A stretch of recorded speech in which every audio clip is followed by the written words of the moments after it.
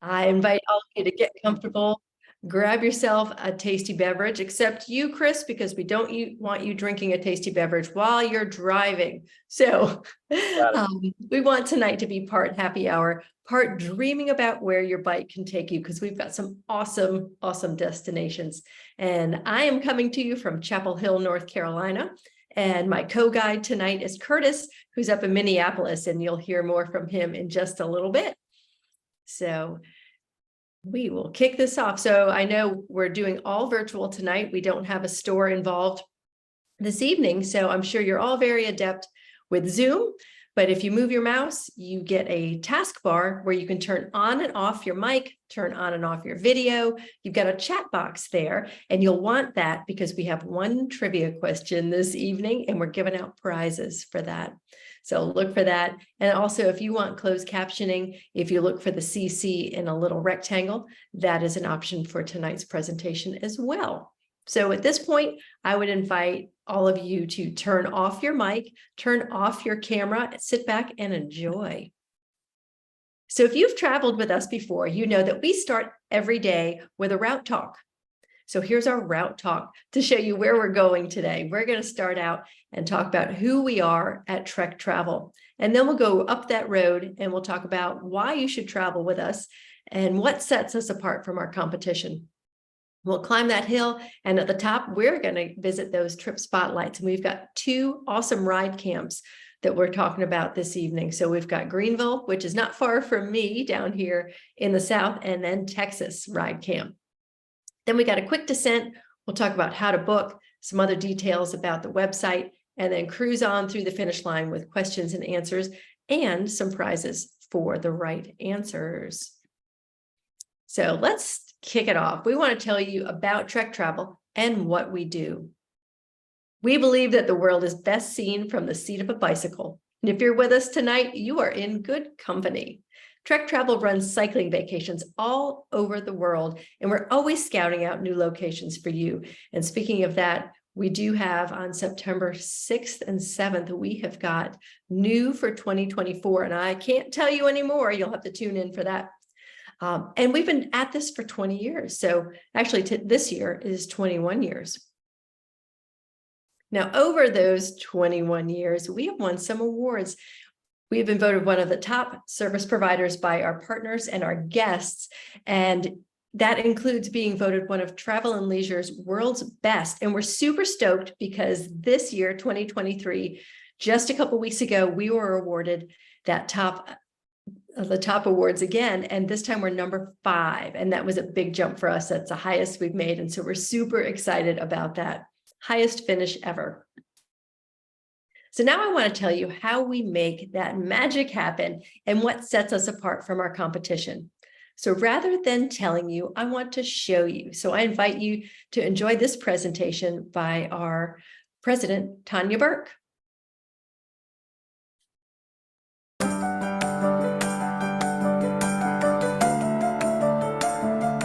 Travel is transformational. It allows you to have a different perspective, get to know a culture, your surroundings, and the landscape around you. But a cycling vacation really is different. You can see things up close and personal. You can smell the flowers. You work up an appetite riding your bike, and so it makes the dinners taste that much better. And for me, it is the absolute best way to see the world. We meticulously plan every single one of our trips, from hand-picked perfect accommodations to the region's best riding and local and cultural experiences that really immerse you in the place that you're traveling. And these are all the elements of an awesome trip. Our guides provide exceptional hospitality. They're really focused on making sure we have a seamless and effortless experience for our guests. And they provide wow moments that you would never expect.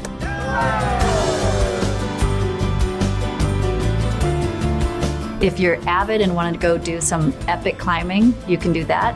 If you want more of a leisurely ride, we have trips for you as well. We also offer e-bikes, and they have been an absolute game changer. People can go further than they ever imagined. So we have different rider levels, different trip styles, price points, and destinations all throughout the world. We go to North America, Europe, South America, Asia, and pretty much anywhere you can dream up, we can take you on a vacation there.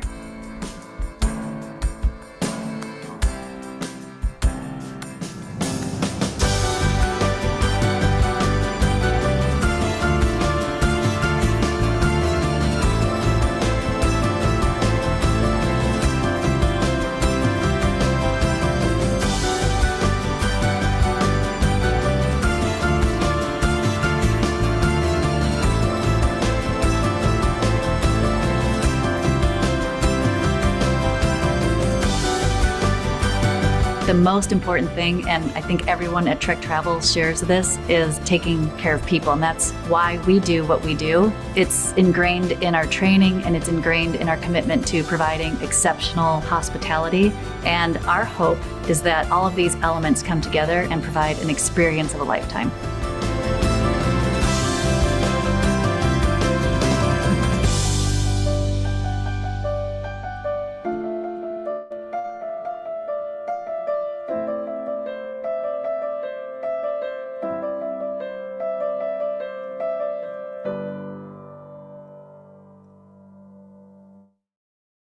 Love that video, and so many places around the world that are highlighted in that. So love it, love it. Thank you, Tanya. So, of course, one of the things that sets us apart from our competition are our bikes. We are Trek Travel after all. And that's probably one reason that brought you to Trek Travel, is because we have amazing bikes. And we're super excited because our already awesome fleet got an upgrade this year. So you are looking at the new Trek Domani SL7 here. Disc brakes, of course, electronic shifting, and carbon wheels are standard on these bikes now. So no carbon wheel upgrade anymore. We also have some new Domani Pluses, and I don't know if we have a picture in this, but they are super stealth. Looks a lot like this, different paint job and a little boost, like having your own tailwind. So those are super fun bikes. Got to ride those on the Phoenix trip earlier before that heat wave set in. So that is one of the beautiful new bikes. And that definitely sets us apart. So now a question we get often is about rider levels. And we set our trips by 4 different levels. 1 is leisure, 2 is recreation, 3 is active, and 4 is avid. So to give you a good idea, here's some info about how much saddle time you should be used to, how many miles you're covering, and how much elevation gain for each of those levels. So here's a picture of our Amsterdam to Bruges. It's actually a level 2, but if you are worried about the mileage and the time in the saddle, you get an e-bike. And it's a breeze. So that gives you an idea there. And we have all of this on our website. You can look more details, and we have some great graphs to describe it a bit more. Great level 2 trip is Puglia in Italy. Level 3 over in Norway, lots of climbing up those fjords. And level 4, any of our ride camps are 3s and 4s, and then classic climbs, any of our race trips, those are all level 4s. So lots of elevation gain, lots of saddle time, and lots of challenge. Now let's talk about what's included, because again, that's something that sets us apart, because we include more. So let's take a look. We include awesome hotels on all of our trips.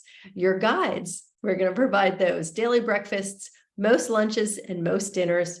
We always have snacks and drinks all along the way while you're riding, before and after. If we're switching hotels, we're transferring luggage, any transportation, if we're moving locations, those world-class bikes, and we're equipping those with Garmin GPSs with turn-by-turn instructions with 1 to 3 routes per day on your trip.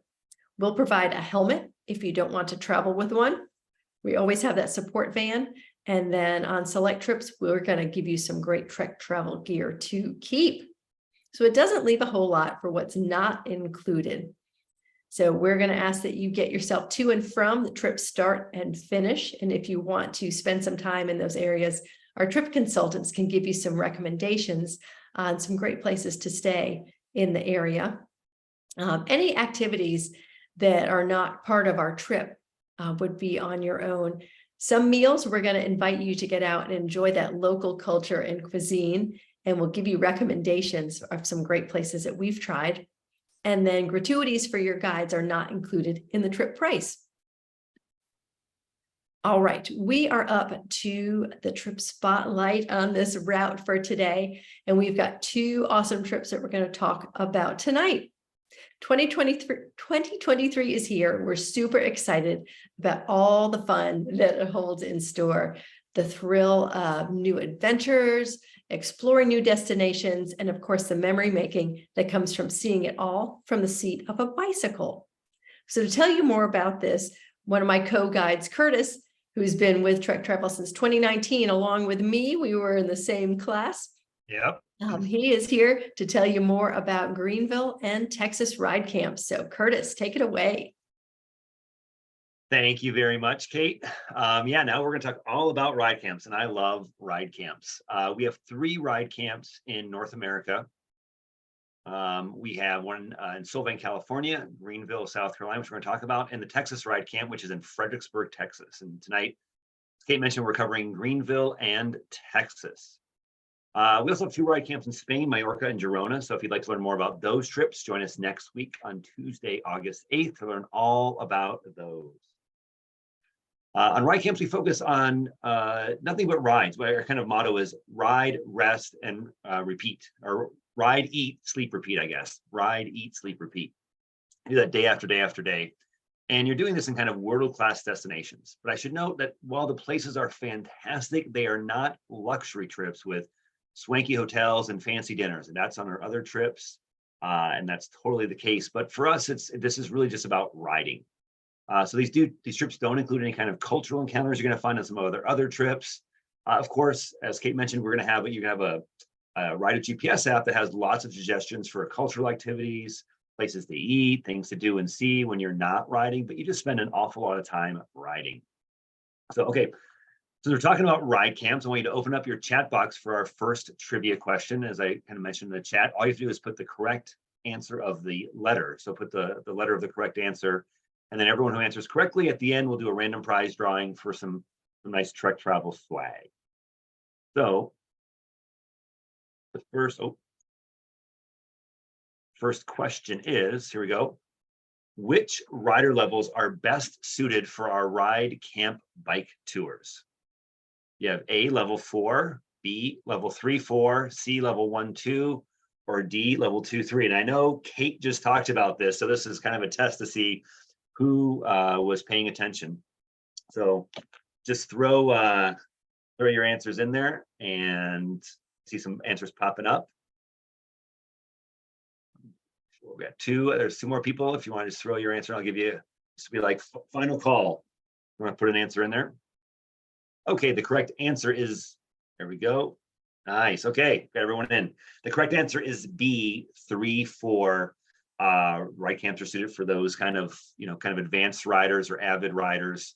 As we were talking about with one of our guests, I mean, they're kind of suited for really lots of riding, but you can easily adjust them. And so that's why they're good for a 3, 4. Tonight we begin by discussing our Greenville Ride Camp. And this is one of the best kept secrets of the cycling pros. It's tucked in the foothills of the Appalachian Mountains surrounding Greenville, South Carolina.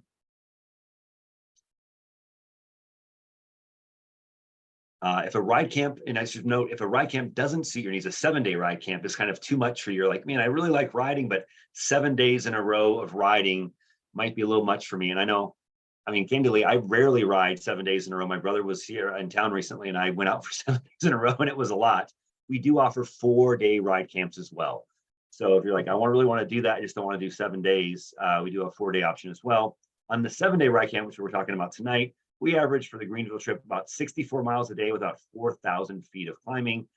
But like every Trek Travel trip, there's usually 1 to 3 routes a day. And so there's a short ride, today's ride, and an avid ride. So even on these ride camps, there's usually, a really, really epic day on the longer days, and then definitely shorter options. And if you haven't heard, the riding in Greenville is absolutely spectacular. I got 3 words for you: Blue Ridge Mountain. This is the home of the Hincapie Grand Fondo. This is a trip for those who enjoy stunning views, pristine country roads, and craft brews, of course. And as I mentioned, our ride camps are designed for our level 3 and 4 riders. And this is a great picture to show you why. I mean, while you have kind of some longer rides there, you also find that some of your riding is kind of on these really nice roads, but there's not any shoulder. So we want to make sure people are comfortable, with riding on a road that doesn't have much of a shoulder. So cars might be closer to you than if you had a big shoulder or used to riding on bike paths.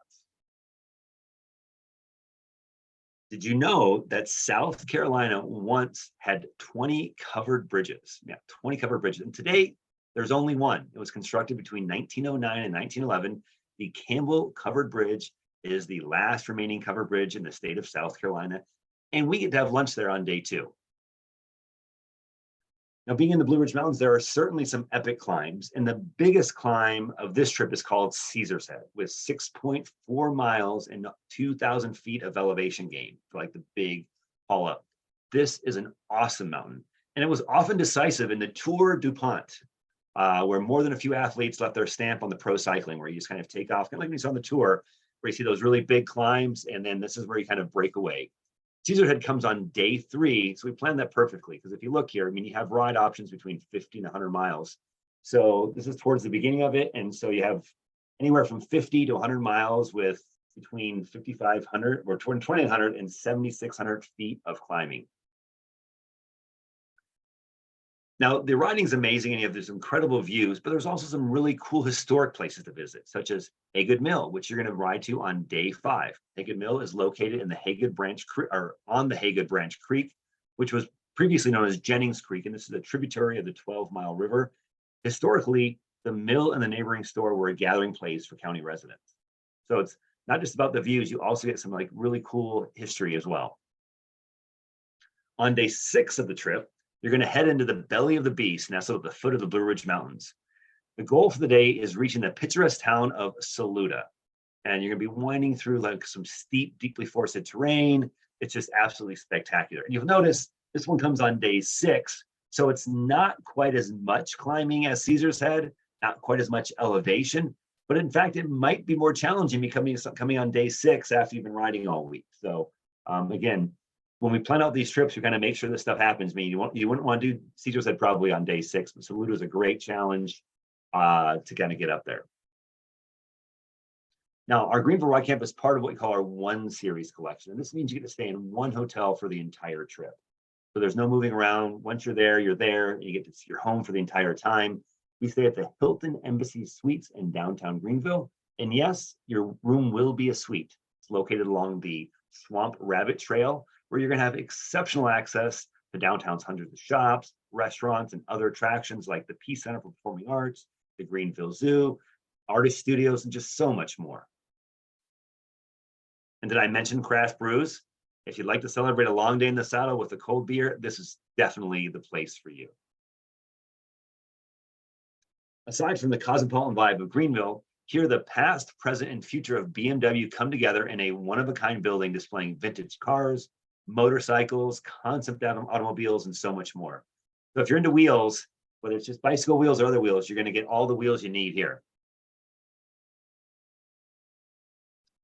And you have a lot of different options to see. As I mentioned before, this is a beautiful region that we want to make sure you take the time after your rides to explore. The nightlife in Greenville is vibrant. You're going to have an abundance of options of things to do, hundreds of restaurants, shops, and just strolling through, you're going to find tumbling waterfalls at Falls Park, open air artist studios, street musician, casual boutique cafes.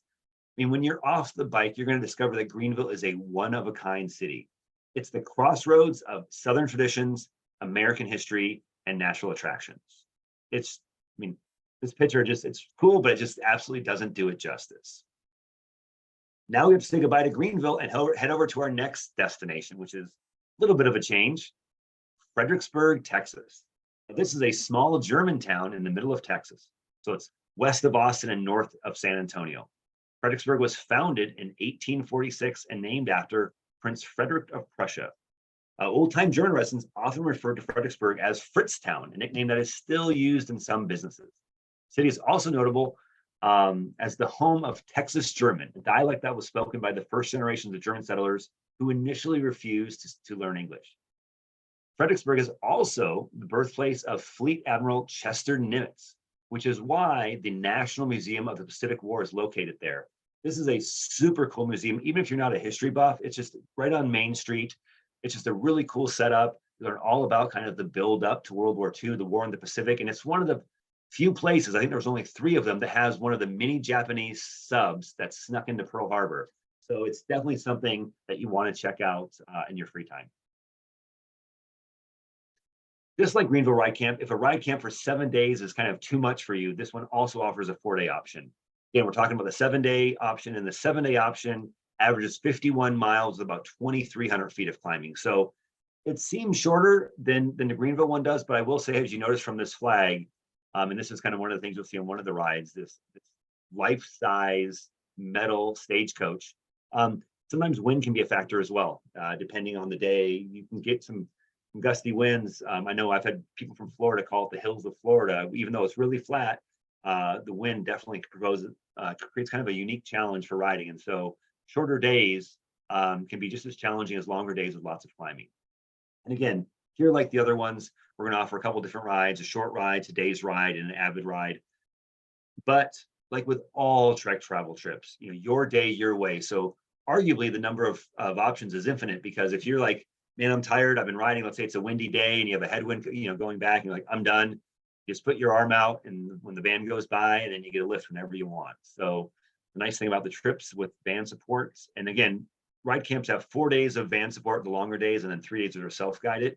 On those longer days, if you want to, cash it in at one of the rest stops or at lunch, you totally can do that. The terrain in this part of Texas is rolling with quiet, narrow roads. Many climbs are relatively short and average about 6%. So your feet of climbing accumulates through the ride each day, as opposed to any big ride. There's like no Caesar's Head where you're just doing this really long climb and all the elevation comes there. You're basically just kind of going up and down, up and down, up and down, which is great. So you have like these short, and then every once in a while you get like a short, punchier climb. There's a few rides that we have where maybe you're getting to like an 8-10% for a very brief period of time. So I love this area. I live in Minnesota where it's mostly flat. So climbing 7 miles is not as appealing to me as just kind of short, punchier climbs. So I absolutely think it's fantastic. And this is really a good representation of what you see for the roads. A lot of them are kind of a chip seal, and it looks just like a really big bike path. This is actually roads that cars go on.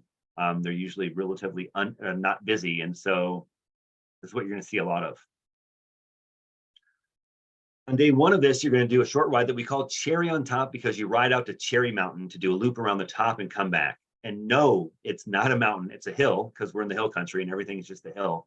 But everything in Texas has to be big, so I guess they really didn't want to call it Cherry Hill. It's not quite as impressive.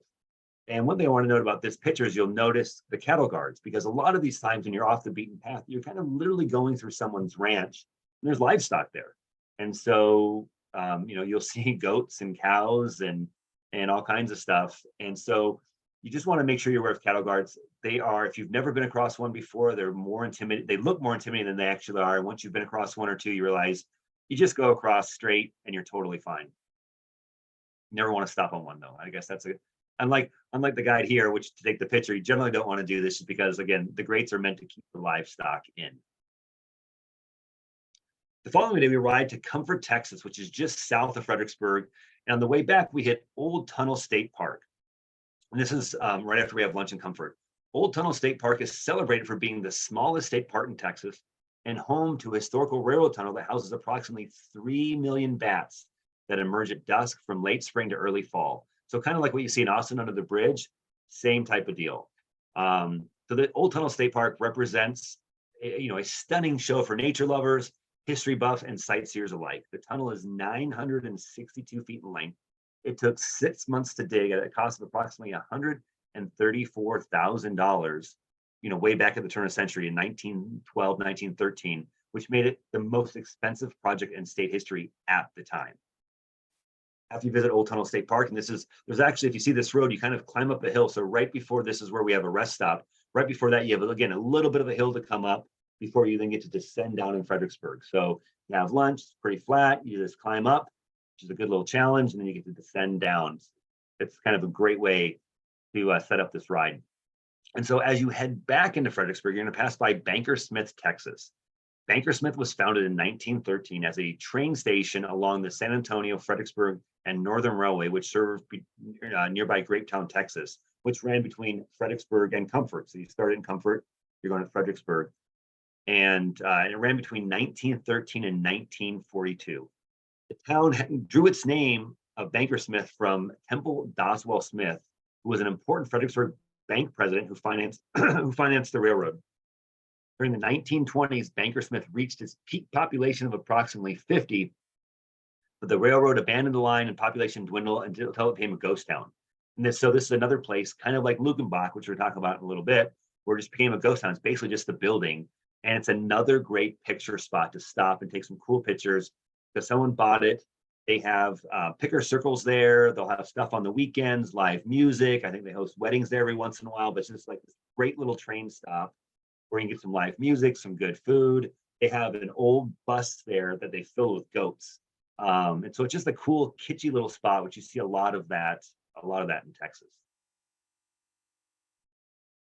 The Willow City Loop is just a local treasure. It's one of my absolute favorite rides. And so you're going to pedal through kind of undulating country roads out to Willow City. And then this is actually a spot that you'll see, you could do an out and back, and it's called the Scenic Loop, and you kind of go out and back. And so the nice thing about it is, if you just do the main loop where we stop to have lunch, it's about 40 miles, and that allows you to do this out and back loop to go as far as you want. So if you do the whole thing, it's about 65 miles. But if you're like, I don't feel like 65 miles, I just want to do, let's say, 50 for the day. You just got to ride 5 out and come 5 back. So it's a great way to kind of get out and see some stuff. And you kind of go down into this valley. This is where you see this little stream crossing, and then you got to climb back out of it. So it's something to kind of keep in mind. It's also a great place to see some bluebonnets, other wildlife. There's actually a wildlife preserve down there, and I've seen ostriches down there. I actually have some pictures of ostriches that were in this wildlife preserve. So just a really, really cool ride. On the 5th day, we're going to head over to the magical and mystical Enchanted Rock Natural Area. This massive pink dome is just rising up above central Texas, and it covers approximately 640 acres and rises 425 feet above the surrounding area to an elevation of 1,825 feet. It is the largest pink monadnock in the United States. And I'm like, what is a monadnock? And a monadnock, looking it up on Google, of course, is an isolated rock hill, knob, ridge, or small mountain that rises abruptly from a gently sloping or virtually level surrounding plain. So basically, you just kind of see this, it just pops out of nowhere. And as you see this from this picture, it kind of is like a big onion with kind of sheets of the granite peeling off. It's really cool. We go into the state park, have lunch there. For those who want or up to it, you can do a simple little hike there. We'll bring your hiking shoes and you can kind of go to the top. It's a short hike. I want to say round trip. It's maybe 1.5 miles, if I recall correctly. So it's a really neat way to see something, really easy to climb up and very, very cool. They have these little pools. They would have fairy shrimp in them, little pools of water that pool around on top of the rock. So really, really cool. It's been, neighbors have been going there for thousands of years, and they used to think it was haunted because you have this huge chunk of granite that would get really hot during the day. And then at night when it would cool, it would creak and crack and make noises. So for, all the original inhabitants thought it was haunted. And then again, this is another one of my absolute favorite rides. Our home for this trip is the fantastic Fredricksburg Inn and Suites. It is located just 1 block from Main Street in downtown Fredericksburg. So it's a short walk from restaurants, shops, museums. I mean, at the kind of the end of the street is where the Museum of the Pacific is, and art galleries. It's just such a really, really great location. And you're going to love relaxing in one of the 2 pools. So in this picture, you can see the nearest one here with the water slide going into is the heated pool. And at the end there is the hot tub, which is right next to a little spot that has an outdoor TV and an outdoor fireplace. On the far side, you really can't see it, but it's kind of through there. They have a non-heated pool, which I'll be honest, after a ride on a hot day, I would just jump into my kit to cool off. And then our bike room is back there with this amazing bike room where we store the bikes, have 2 bathrooms, kind of where we keep our snacks. There's a fridge, tables where you can relax afterwards, leave your stuff. It's just, people who've gone to other ride camps just love this bike room. Is like the best bike room of all of our ride camps, just because it's such a great location and just great setup. You're also surrounded by some great local wines. And this area is the hill country, and it was really known for kind of cycling, but they've really started to grow a wine industry now. And there are, in fact, over 100 wineries and vineyards in the area. And there's some great local breweries as well. Allstadt is this German place. It looks it's right off the highway, and it looks like a slice of a German brewery right in Texas. And it's really a local favorite. People love it. Last but not least, is we talk about food, and obviously the food here is hearty. Texans really know how to make their barbecue. There's also a strong German influence, so you can actually get Tex-Mex and sauerkraut in the same restaurant. And where else can you do that? I will note that if you are a vegan or vegetarian, it's a little more challenging to kind of find things to eat. I always can say, in Texas, if you want something that's vegetarian, you take steak off your steak salad, but we definitely can accommodate you. We have, over the years, I've been going there since 2019. We have found restaurants that are more accommodating than others of having more vegetarian options if that's your eating preference. Now, this photo is from Lukenbach, like I mentioned with Bankersmith. Lukenbach is a place where we go on our Thursday ride, and this is one of the self-guided days. It's about 10 miles southeast of the hotel. It's this quaint little cowboy feel, very, very kitschy. This building houses the remnants of the post office and general store and saloon. There's also a dance hall. And this place is kind of famous by the Waylon Jennings songs, Lukenbach, Texas. It became, actually, Waylon Jennings didn't really like that song, and he actually even never went to Lukenbach, but became a #1 country hit and even made it into the top 25 on the pop charts back in its day. Another little fun fact about this town was actually advertised for sale back in the late 1960s, early 1970s. Town population 3 for sale, and a local actor and a guy named Hondo Crouch, a rancher and Texas folklorist, bought it for $30,000 in 1970, and basically turned it into this kitschy little place that people go, and it has been host to many really unique festivals, including the Lukenbach Women's Chili Cook-Off, the first Lukenbach World's Fair, where Willie Nelson made a surprise appearance. And in the 90s, he actually came back and hosted several of his 4th of July picnics. It is just such a really cool, iconic place. There's a little kissing booth. If you're there on the weekends, like I said, they have live music. They have little art vendors out there. It is just definitely an amazing place to see, and super, super unique. Well, if Texas doesn't immediately come to mind for the average cyclist, it really should. The riding here is fantastic. You're definitely going to have the experience of a lifetime. I've been guiding the ride camps that started in 2019, and I've been back there every year since because I absolutely love it. So that's Texas. I hope you check it out. Back to you, Kate. Curtis, thank you so much. I can tell that you love Texas Ride Camp. Oh, for sure. Lots of fun facts about the different areas that we ride through. So thank you so much for sharing that inside scoop with us. That is awesome. So I want to give you some info about what do you do next. We've got some great options with the Greenville Ride Camp, Texas Hill Country Ride Camp. Let's talk about how do you book and some other details that you can find on our website. So I did want to tell you that if you decide, okay, I'm going to Texas Ride Camp, you go to our page, of course, trektravel.com, pull up that Texas Ride Camp, and then every trip you'll see something that says travel details, like we've highlighted for the Scotland trip on this page. And that's going to give you where you should fly in and out of, if there's a train involved, if there's a shuttle. There's even packing list suggestions on those travel details. So we try to give you as much info as we can so that you are prepared for that trip. And of course, if you call our trip consultants, they can give you even more info about each of those trips. So we want to make sure you are well informed.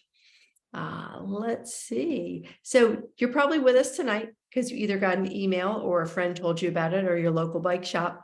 But if you want to hear about other trips, like Curtis mentioned, the European ride camps, you can go to the website and then click on events, and you'll see when are we presenting on European ride camps, when are we presenting on new in 2024, and you'll see when that is. And here's the inside scoop that since you've already been on tonight's presentation, if you want to register and then hop on maybe 10 minutes in, then you'll miss all the who is Trek Travel, and you'll get to the meat of the trip spotlight. Or once you're registered, we will follow up with an email so you can get the recording the next day and just hop around and hear the pieces that you'd like to hear. So little pro tip there. So we have 4 action steps next. I mentioned that email, so take a look for that tomorrow.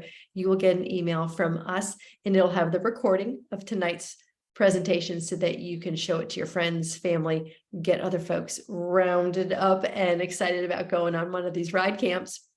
Visit our website. I mentioned the rider level info on that. If you've got certain dates that you've taken off for work, you can search by dates of when you're available and what trips are running then. If you want to search by region, if you want to search by one hotel collection, so you don't have to move your suitcase throughout your trip, you can do that too. So lots of ways to find the right trip for you.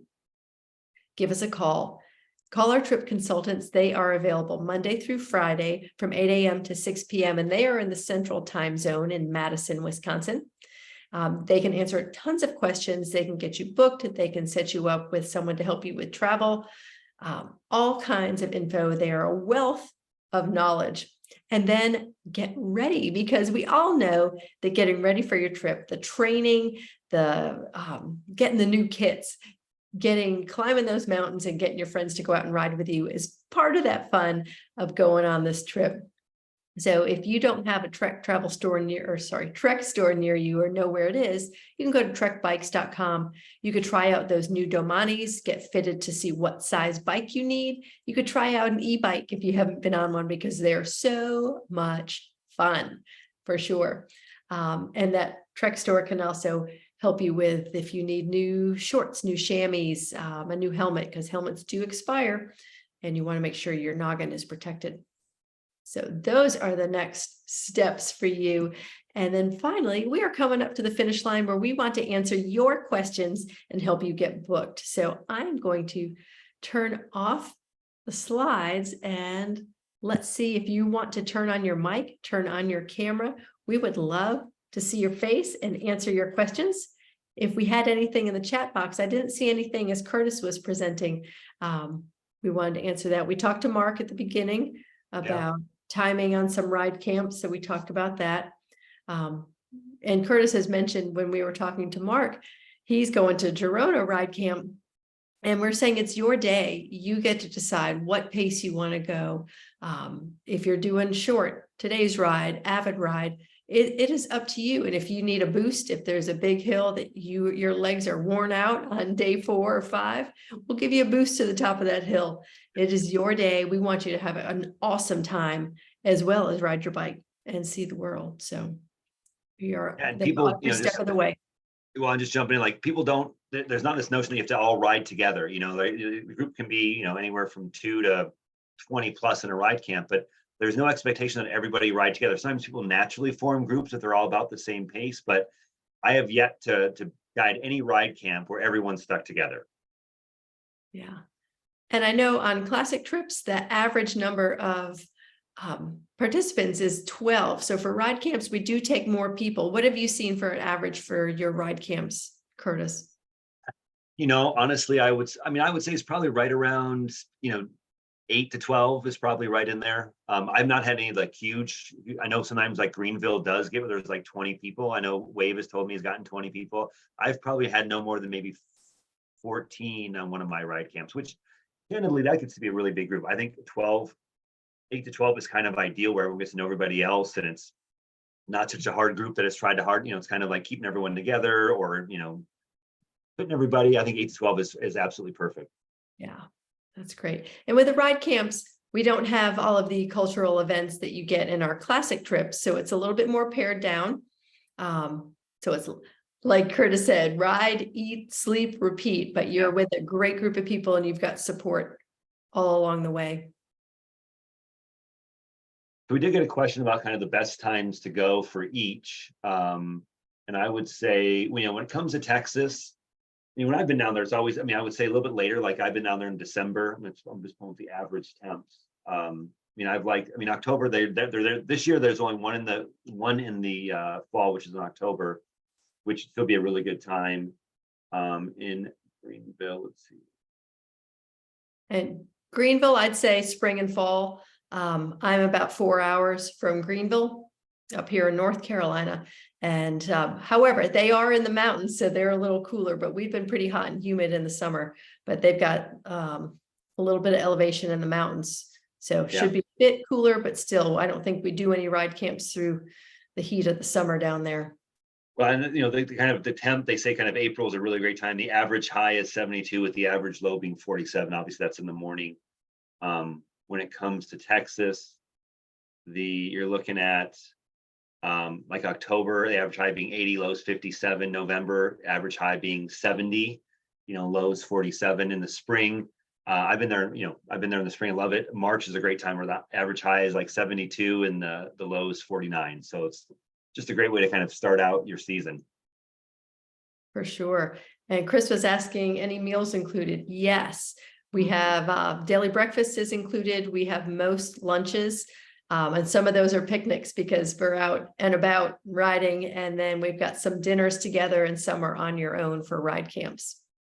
I mean, I'll say in Texas, we do on the 4 long days, you do 4 lunches and you have 4 dinners. And the 4 lunches we cater from this place called Warner's Warehouse, which has just fantastic sandwiches. And so, in fact, it's kind of a challenge if you can eat the whole sandwich at lunch and then go back because it's so big. I've usually only do half, but and there's a great variety of sandwiches. I usually get the same one because it's just so good, but you can have sandwiches right in your ride, right in your route.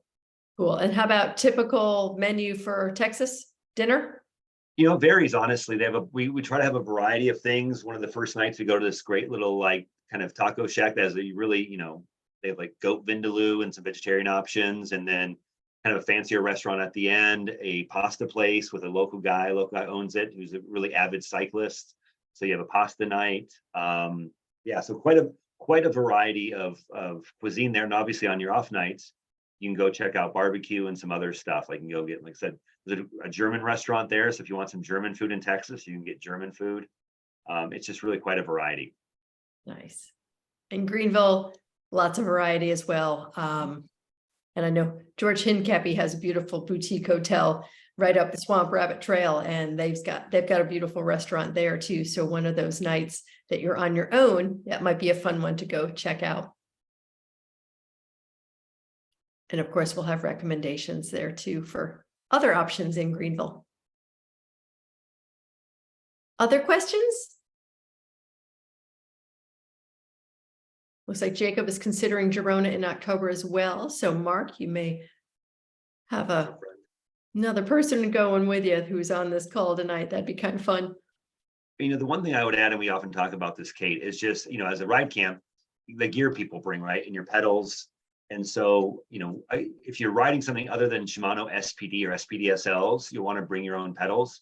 It's not uncommon for a lot of ride campers, obviously, to bring power meters on their pedals and looks and all the other things, Garmin's. And so we'll put those on, take them off for you. I always recommend too, bringing your own saddle. I mean, we use a stock saddle, which I think is great. These days, I think it's the Verse Short, which is a great saddle, but your bottom is not used to whatever saddle we have. So, and the guys would be more than happy to, put your saddle on and take it off at the end. Because if you're gonna be riding 360 miles in a week or so, you definitely want to make sure you have a saddle that's comfortable. For sure. All right. Any other questions that we can field for you and help you get booked and feel comfortable on a ride camp or any other trip for that matter? Well, if not, wait, we had a trivia question. Oh, and Jacob asked about bike fitting too. So, Jacob, you put your measurements in before. So when you get there, your bike's going to be set up like with the measurements that you gave them, that can A, B, and C. And the first day ride is usually around 20 miles, just so you can kind of get fit and dialed in. So you'll kind of like ride around the parking lot, make sure it feels good. And then you go out and do 20 miles and you come back and you make any tweaks. So you're kind of ready to go for the rest of the week. Yeah, we'll tweak as much as we need to make sure you're comfortable. For sure.